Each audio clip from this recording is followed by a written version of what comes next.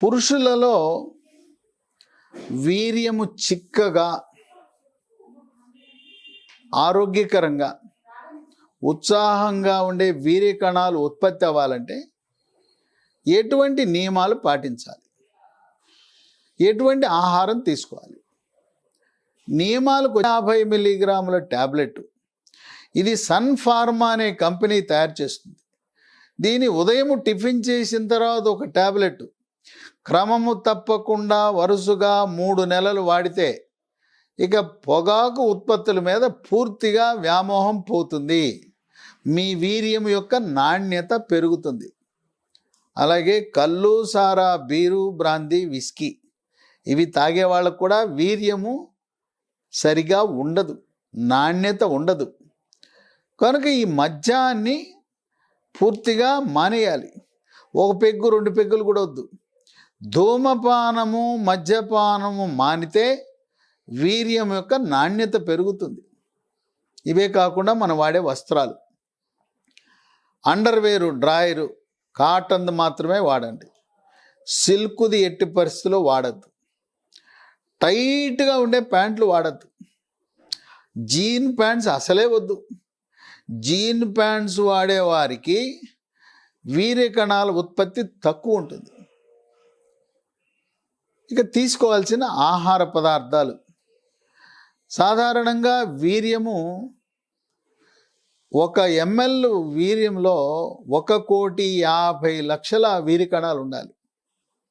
వీర్య కణాల సంఖ్య తక్కువ ఉంటే పిల్లలు పుట్టే అవకాశాలు తగ్గుతాయి.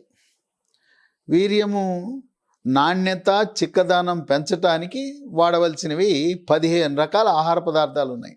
1 వెల్లుల్లి. వెల్లుల్లి ఉదయాన్నే టిఫిన్ చేసే సమయంలో 2 3 వెల్లుల్లి రెబ్బలు తినచ్చు.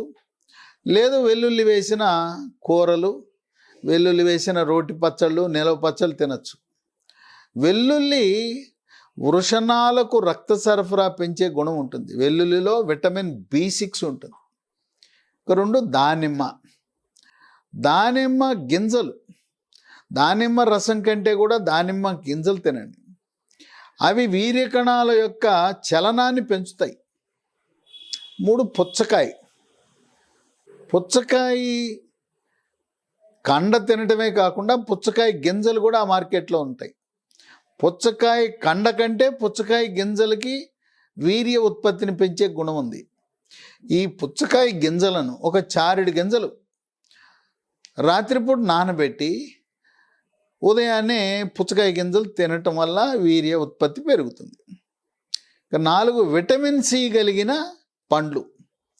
విటమిన్ సి కేవలము నారింజ, నిమ్మ, బత్తాయి, పంపరపనస వీటిలోనే కాకుండా జామ, బొప్పాయి లాంటి వాటిల్లో కూడా ఉంటుంది. ఈ విటమిన్ సి ప్రభావం వల్ల వీర్యం ఉత్పత్తి పెరుగుతుంది. 5 పాలకూర. ప్రత్యేకంగా పాలకూరలో ఇనుము, ఫోలిక్ యాసిడ్ అదనంగా ఉండి సూక్ష్మ పోషకాల ప్రభావం వల్ల వీర్య కణాల ఉత్పత్తి పెరుగుతుంది. 6 అరటిపండు. మన పెద్దలు రాత్రిపూట భోజనం సమయంలో 1 అరటిపండు తినమంటారు, బాగా పండిన అరటిపండు. ఇంకా కొంతమంది ఇప్పటికి కూడా మన పూర్వీకులు నేర్పించిన అలవాటు మజ్జిగతోనూ పెరుగుతోనూ అరటిపండు కలుపుకుని తినేస్తారు, పెరుగు అన్నంలో కలిపేసుకుంటారు. ఈ అరటిపండు ఎందుకు తినమన్నారంటే మన పూర్వీకులు పెద్దలు, 1 ఉదయాన్నే సుఖ విరోచనం అవుతుంది, దాంట్లో పొటాషియం ఉంటుంది. ఆ పొటాషియం ఉండటం వల్ల ఎవరికైనా బీపీ ఉంటే బీపీ నియంత్రణలోకి వస్తుంది.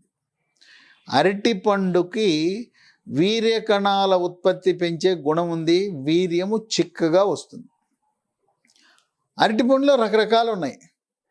అది కర్పూరమా, చక్కెరకేళినా, అమృతపాణినా, ఏ రకమైన అరటిపండు అయినా మంచిది. 7 గుమ్మడి గింజలు. ఈ గుమ్మడి గింజలను నానబెట్టి 1 చారెడు గింజలు రోజుకు తింటే గుమ్మడి గింజలు దాంట్లో జింకు సమృద్ధిగా ఉంటుంది. జింకు ప్రభావం వల్ల వీర్య కణాల నాణ్యత పెరుగుతుంది.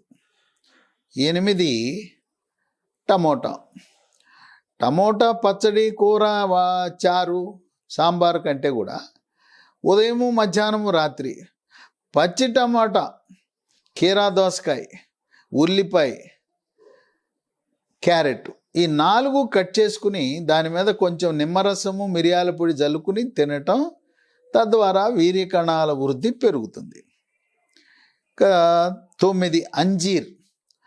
అంజీర్ పండు దొరికితే అంజీర్ తినండి, లేదా ఎండిపోయిన అంజీర్ మార్కెట్లో దొరికితే అంజీర్ వల్ల కూడా వీర్య కణాల ఉత్పత్తి పెరుగుతుంది.